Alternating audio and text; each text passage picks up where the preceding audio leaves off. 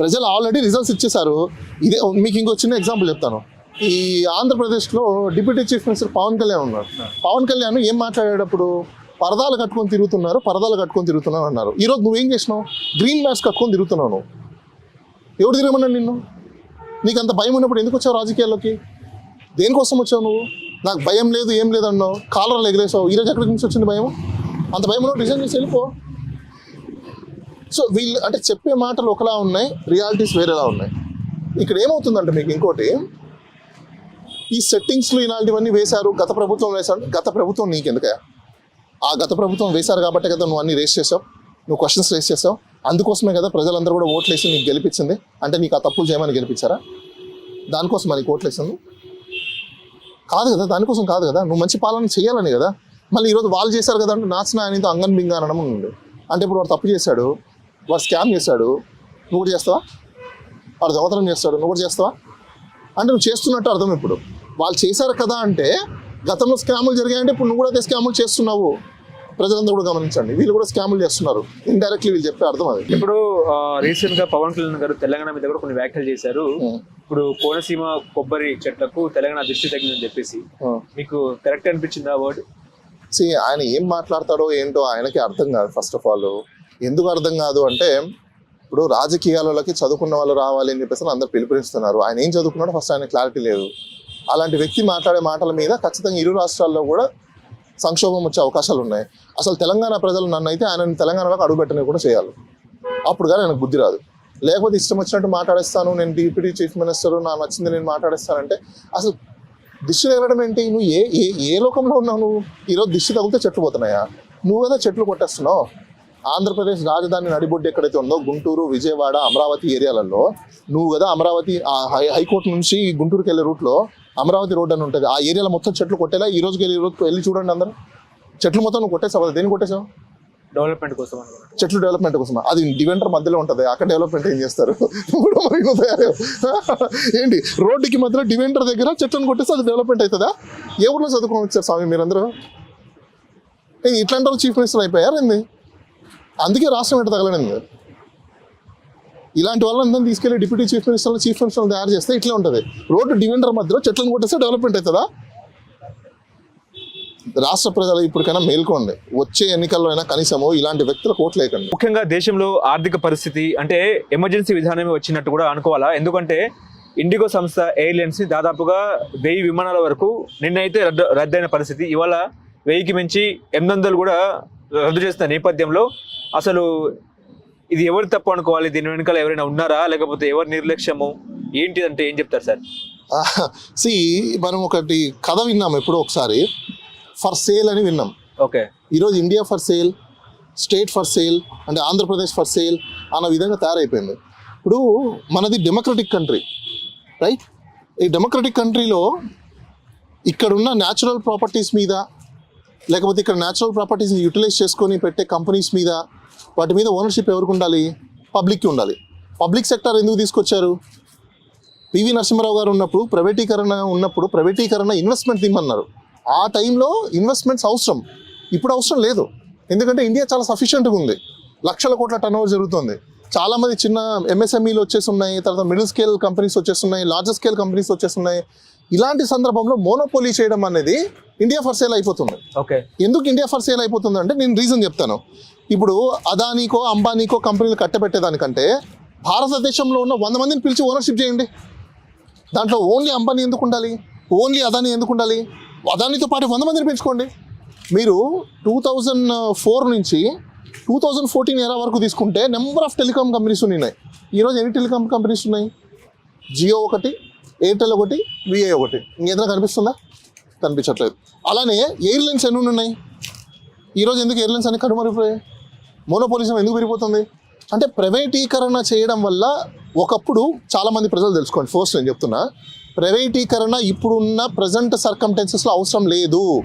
ఎఫ్డిఐలో అసలు అక్కరే లేదు. ఎఫ్డిఐ అంటే ఫారెన్ డైరెక్ట్ ఇన్వెస్ట్మెంట్. ఈరోజు ఫారెన్ వాళ్ళు ఎవరో వచ్చి మనకు టెక్నాలజీ నేర్పించాల్సిన అవసరం లేదు, ఇన్వెస్ట్మెంట్ చేయాల్సిన అవసరము లేదు. దాంతోపాటు ఈ రాజకీయ నాయకులకి, ఈ మినిస్టర్లకి బుద్ధి లేదు, బుర్ర లేదు.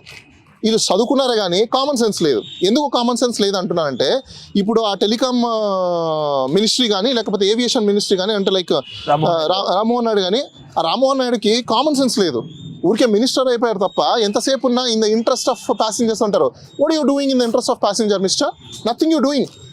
Favouring for the investors, you're favouring for the industry. నువ్వు ఇండస్ట్రీ గురించి ఫేవర్ చేసుకోవడము లేకపోతే ఇండస్ట్రీ గురించి కావాల్సిన చూసుకుంటున్నావు తప్ప నుంచి నువ్వు ప్యాసింజర్కి కావాల్సిన రేట్ ఫిక్సేషన్ అయితే 18 నెలలు అయిపోయింది గవర్నమెంట్ వచ్చి. ఏం చేస్తున్నావు ఇన్ని రోజులు? ఫ్లైట్లలో వచ్చి ఫ్లైట్లలో పోతున్నావా? నీకు ముందు తెలీదా? ప్రికాషనరీస్ మెథడ్స్ తెలీదా? ప్రివెన్షన్స్ తెలీదా? ఇవన్నీ తెలుసుకోకుండా ఏం చేస్తుంది డీజీసీఏ? ఏం చేస్తుంది? మీరందరూ జీతాలు తీసుకొని నిద్రపోతున్నారు అక్కడ. ఇవన్నీ మీ పనే కదా. అది డేటా అంతా అనలైజ్ చేయాలి, ఏం జరుగుతుంది ఏంటి డే టు డే మానిటర్ చేయాల్సిన పనే కదా మీకు. 30 days సాలరీ ఎందుకు తీసుకుంటున్నారు? Because of that. సో ఇక్కడ ప్రైవేటీకరణ ఒక కాన్సెప్ట్లో వీళ్ళు ఏంటంటే మోనోపోలిజం క్రియేట్ చేసడం కోసమే ఇవన్నీ చేసిన ఒక చర్య. ఈరోజు ఎయిర్ లైన్స్లో మనకి ఇంత సంక్షోభం రావడానికి ఎయిర్ ఇండియా ఇండిగో రెండు ఉన్నాయి. ఎయిర్ ఇండియాలో ఈరోజు చూడండి మీరు 60,000 70,000 హైదరాబాద్ నుంచి ఢిల్లీ వెళ్ళాలంటే 4,000 5,000 రూపాయలు వచ్చే టికెట్ ఈరోజు అంతంత కాస్ట్కి ఎందుకు వెళ్ళిపోయింది? బికాస్ ఆఫ్ రీజన్ ఏంటి? నువ్వు ఒక చోట ఒక కంపెనీని నువ్వు మానిటర్ చేయలేని పరిస్థితుల్లో నీ గవర్నమెంట్ ఉందంటే it is your failure government. You must be resign. ఎందుకు మస్ట్ బి రిజైన్ అంటున్నా అంటే your failure executor. When you don't know you doesn't have a competency or capacity, you cannot run. నువ్వు ఈరోజు తప్పైపోయింది ఫ్యూచర్లో వద్దు పోయి నువ్వు ఫ్యూచర్ అసలు చేయమాక వద్దు, నువ్వు రిజైన్ చేసి వెళ్ళిపో. ఎందుకంటే వేరే కొత్త అతను వచ్చాడు అనుకోండి, ఇలాంటి తప్పులు జరగవద్దా, నేనే కూర్చుంటాను నేనే చేస్తానంటే ఎలా ఉంటుందంటే, ఒక వ్యక్తి ఈరోజు నేను మర్డర్ చేసేసాను నన్ను క్షమించేసండి రేపటి నుంచి నేను మర్డర్ చేయను, అలా ఉంది ఇప్పుడు ఇది. ఎందుకు నేను ఈ మాట అంటున్నానంటే, ఈ రోజు పేద ప్రజలు మిడిల్ క్లాస్ వాళ్ళు లేకపోతే అప్పర్ మిడిల్ క్లాస్ వాళ్ళు ఎంతో మంది ఫ్లైట్లలో తిరిగే వాళ్ళ యొక్క ఎన్నో పనులు ఈరోజు స్టాప్ అయిపోయాయి. ఎంతో నష్టం జరిగింది వాళ్ళకి, లక్షల కోట్ల రూపాయలు వాళ్ళకి నష్టం జరిగి ఉంటుంది, పర్సనల్ లైఫ్ డ్యామేజ్ అయి ఉంటుంది, ఎన్నో జరిగిపోయి ఉంటాయి, హెల్త్లు పాడైపోయి ఉంటాయి, హెల్త్లు డ్యామేజ్ అయిపోయి ఉంటాయి, కరెక్ట్ ట్రీట్మెంట్కి వెళ్ళాల్సిన పరిస్థితుల్లో ట్రీట్మెంట్కి వెళ్ళలేని వాళ్ళు ఉంటారు, కొంతమంది హార్ట్ అటాక్ వచ్చిన వాళ్ళు రకరకాల వాళ్ళు ఉంటారు. వీళ్ళందరికీ నష్టపరంగా ఎవరు చెల్లించాలి? నువ్వే చెల్లించాలి. నీ ఫెయిల్యూర్ వల్ల నీ ఇన్కాంపిటెన్సీ వల్ల ఈరోజు జరిగిన సంక్షోభం ఇది. సో అలాంటప్పుడు ఏం చేయాలి? ఇమీడియట్గా రిజైన్ చేయాల్సిందే కదా. ఇక్కడ అందరం మనం గమనించుకోవాల్సిన ఇంకో విషయం ఏంటంటే, ఇండియా ఫర్ సేల్, రాష్ట్రం ఫర్ సేల్ అనేది అయిపోయింది. ఇంకో వింత విచిత్రం ఏంటంటే, టీడీపీకి సంబంధించిన స్పోక్స్ పర్సన్ మాట్లాడతాడు ఆయన, our minister Nara Lokesh ji has been setup war room. అరే you are educated or uneducated? భజన ఎంతవరకు చేస్తారు మీరు? కామన్ సెన్స్ ఉందా? అసలు లోకేష్కి ఏం సంబంధం నాకు అర్థం కదా. What capacity you are? Arnab Goswami కరెక్ట్గా అడిగాడు, ఏ కెపాసిటీలో వార్ రూమ్ క్రియేట్ చేసావు? అసలు నీకేం సంబంధం? సెంట్రల్ గవర్నమెంట్తో నీకేం సంబంధం? అంటే ఇక్కడ ఎలా అయిపోతుందంటే క్లియర్ కట్గా కనిపిస్తుంది, రాష్ట్రాన్ని ఆంధ్రప్రదేశ్ రాష్ట్రాన్ని కావచ్చు, లేదు అని అనుకుంటే ఇండియాని కావచ్చు, ఫర్ సేల్ అనేది పెట్టేశారు వీళ్ళు.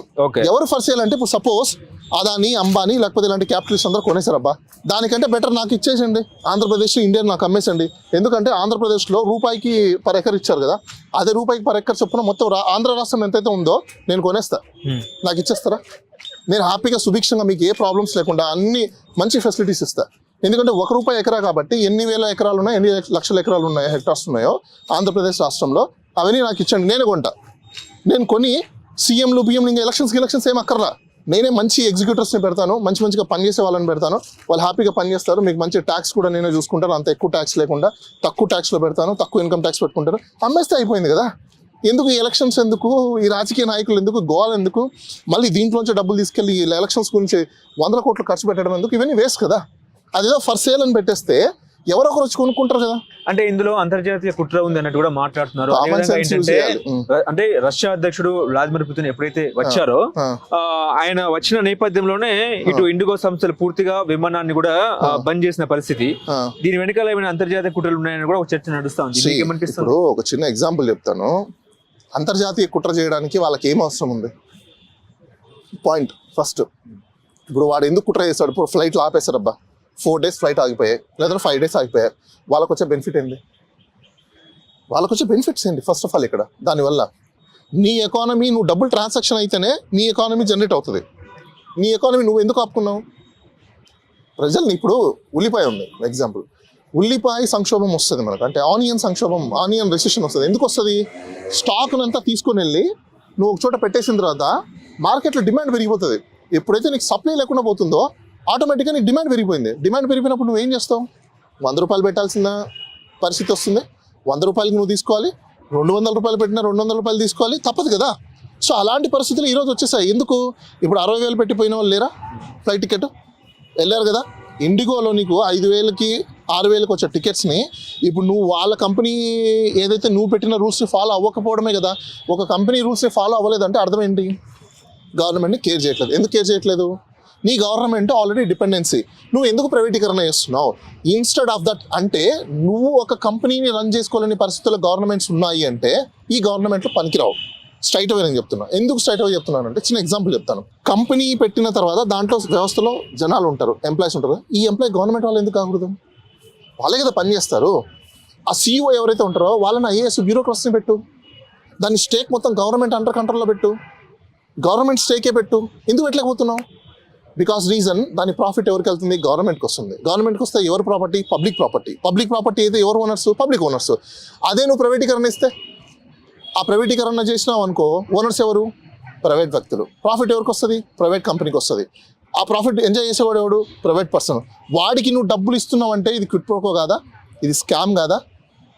ఇది పెద్ద స్కామే కదా. అలాంటప్పుడు నువ్వు ప్రాఫిట్ ఎవరికి ఇస్తున్నావు? నా ఖజానాకి, గవర్నమెంట్కి రావాల్సిన ఖజానా డబ్బుల్ని నువ్వు తీసుకెళ్ళి ఏం చేస్తున్నావు? ప్రైవేట్ వ్యక్తికి ఇండైరెక్ట్లీ ఇస్తున్నావు. Direct or indirect scam is scam. ఇప్పుడు 2G స్కామ్ ఉంది. 2G స్కామ్ ఏంటి? లైసెన్స్లు తక్కువగా అమ్మావు అని చెప్పేసి అని. అవునా? చంద్రబాబు నాయుడు మీద లిక్కర్ కేసు ఏంటి?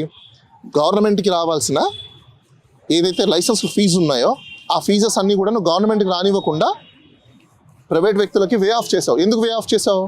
బేసికల్గా చంద్రబాబు నాయుడు కాన్సెప్ట్ ఏంది? ఇన్కమ్ జనరేట్ చేస్తా, రెవెన్యూని జనరేట్ చేస్తా అనేది కదా. నువ్వు మరి వచ్చే రెవెన్యూని వద్దు అని చెప్పేసి నువ్వు మాఫీ చేసావంటే వాళ్ళ దగ్గర నుంచి నువ్వు ఎంత కమిషన్ తీసుకో అంటే నువ్వు చేసుంటావు. ఇన్ ద ఇంట్రెస్ట్ ఆఫ్ వెండర్సా, in the interest of people అని ఆలోచించాలి. In the interest of people ఆలోచించాలి. కానీ నువ్వు ఏం ఆలోచించావు? In the interest of vendor ఆలోచించావు. ఇక్కడ కూడా రామ్మోహన్ నాయుడు ఏదైతే ఉన్నారో ఫెయిల్యూర్ మినిస్టర్ అని ఎందుకు అంటున్నారు అంటే అందరూ కూడా నువ్వు ఊరికి వచ్చేసి in the interest of people కాబట్టి మేము లగేజ్ని బాగా చూసుకోమని చెప్పాం, లేకపోతే టికెట్స్ రీఫండ్ చేయమని చెప్పాం. That is not the solution. Solution అది కాదు. ఈ సంక్షోభం రావడానికి నీ ఫెయిల్యూర్ కాబట్టే కదా. నువ్వు ఇచ్చిన గైడ్ లైన్స్ ఏవైతే ఉన్నాయో, లేకపోతే లైసెన్స్ ఏవైతే ఉన్నాయో, నువ్వు గవర్నమెంట్ కంపెనీ ఎందుకు రన్ చేయలేకపోతున్నావు? గవర్నమెంట్ ఎయిర్లైన్స్ నువ్వు ఎందుకు పెట్టలేకపోతున్నావు? ఎందుకు సబ్సిడరీ ప్రైవేటీకరణ చేస్తున్నావు? నువ్వు ప్రైవేటీకరణ చేసినా కూడా నీకు అదే ఈ ఇండియాలో ఉన్న వ్యక్తులే కదా పనిచేస్తారు. వేరే వాళ్ళైతే ఏం పని చేయరు కదా. ఏం వీళ్ళు గవర్నమెంట్ ఎంప్లాయ్ అవ్వకూడదా? ఎందుకు అవ్వకూడదు? అంటే ప్రాఫిట్ మీరు వేరే వాళ్ళకి ఇవ్వాలి. ఇప్పుడు అదాని, అంబానీ అంటే వీళ్ళు ఇండియాని మొత్తం కొనేసుకున్నారా? India for సేలా? ఈరోజు మనం రీసెంట్గా చూసాం ఎక్కడ బొగ్గుల గనులకు సంబంధించిన ఏంటి బొగ్గు అక్కడికి పోలీసు వాళ్ళని పంపించి ఆ ప్రజల్ని కొట్టడం ఏంటి నాకు అర్థం కాల. In the interest of nation. What is in the interest of nation? అంటే పబ్లిక్ని హింసించి కొట్టి అలా చంపి ఊర్లు ఖాళీ చేసేది ఇన్ ద ఇంట్రెస్ట్ ఆఫ్ నేషనా? ఎవరైనా మీకు చెప్పింది ఇలాంటి పాలసీలు? ఎక్కడి నుంచి నేర్చుకొచ్చారు? డెవలప్మెంట్ అంటే ఎక్కడ చేయాలి? అన్డెవలప్డ్ ల్యాండ్స్లోనూ డెవలప్మెంట్ చేయాలి. అగ్రికల్చర్ ల్యాండ్స్లో మంచి పొటెన్షియల్ ఉన్న ఆగ్రోకి సంబంధించిన ల్యాండ్స్లో అక్కడ పోయి డెవలప్మెంట్ అంటావు ఏంటి? ఏ స్కూల్లో చదువుకొని వచ్చారు మీరందరూ? అంటే ఏబీసీడీలు చదివారా ఎల్కేజీలో? నాకు తెలిసి ఎల్కేజీ చదివి ఉంటారు వీళ్ళు. ఎల్కేజీలో ఏబీసీడీలు చదివి ఉంటే వీళ్ళకి డెవలప్మెంట్ అంటే మీనింగ్ తెలిసి ఉండేది. డెవలప్మెంట్ అంటే అన్డెవలప్డ్ ఏరియాలో చేసేది డెవలప్మెంట్. ఆల్రెడీ డెవలప్ అయిపోయిన ఏరియాలో నువ్వు అక్కడ డెవలప్మెంట్ చేస్తా అంటే ఏంటి? హైదరాబాద్ ఉంది. హైదరాబాద్లోకి వచ్చేసి ఈరోజు జూబ్లీస్, బంజారాస్లోకి వచ్చి నేను డెవలప్ చేస్తా అంటే ఉమ్ముతారు ఎవరన్నా? ఈరోజు ఇండియా పరిస్థితి అదే. India already it's developed country. But in the develop country below poverty line ఎందుకు ఎక్కువగా ఉందంటే బికాస్ ఆఫ్ ద రీజన్ ప్రైవేటీకరణ, ప్రైవేటైజేషన్. పీపుల్ అందరూ మేల్కోండి. ఎందుకంటే ఎఫ్డిఐ వద్దు, డిడిఐ ముద్దు. డిడిఐ ఏంటి అనేది మీకు కొత్త వర్డ్ కదా. నేను ఎంబీఏ చదివేటప్పుడు సెంట్రల్ గవర్నమెంట్ అప్పట్లో కాన్సెప్ట్ ఇచ్చిన domestic direct investment. What is that? Domestic direct investment. Domestic direct investment ఏంటి అంటే భారతదేశంలో ఉన్న జనాల దగ్గర నుంచి కొంత డబ్బులు తీసుకొని అందరినీ ఓనర్షిప్ చేయండి అని అర్థం. అప్పుడు అందరు ఓనర్షిప్ ఉందనుకోండి ప్రతి ఒక్కరు భయంతో పనిచేస్తాడు. ఎందుకు? ప్రతి ఒక్కరు క్వశ్చన్ చేస్తాడు కాబట్టి. ఈరోజు ఏమైపోయింది? ఎఫ్డిఐ అని అంటున్నారు, సబ్సిడరీ ఇన్వెస్ట్మెంట్ అంటున్నారు, ప్రైవేటైజేషన్స్ అంటున్నారు, డిస్ఇన్వెస్ట్మెంట్స్ అంటున్నారు. దీనివల్ల ఎవరు బెనిఫిట్ పొందుతున్నారు? కొంతమంది వ్యక్తులు మాత్రం బెనిఫిట్ పొందుతున్నారు. వీళ్ళ దగ్గర ఈరోజు మనం ఏమైపోయాం? చెప్రాసిల్లా మారిపోయాం. ఇదే మాత్రం కొనసాగితే భారతదేశంలో మళ్ళీ సివిల్ వార్ వచ్చే అవకాశాలు కూడా చాలా ఎక్కువగా ఉంటాయి. ఎందుకు సివిల్ వార్ వచ్చే అవకాశాలు ఎక్కువగా ఉంటాయంటే ఏ రోజైతే నువ్వు నా రైట్ని కట్టెలు చేస్తావో, నన్ను స్లేవర్ చేస్తావో, లార్జర్ పబ్లిక్ ఉన్న కంట్రీస్లలో వార్ అనేది ఆటోమేటిక్గా, ఎందుకంటే మెంటల్ డిస్ట్రెస్ అనేది కామన్గా వచ్చేస్తుంది. ఎప్పుడైతే సైకలాజికల్ డిస్ట్రెస్ అనేది స్టార్ట్ అయిపోతుందో ఆటోమేటిక్గా ఇంబ్యాలెన్స్ అయిపోయేసి వార్ జరిగే అవకాశాలు ఉంటాయి, ఇంటర్నల్ వార్ జరుగుతుంది.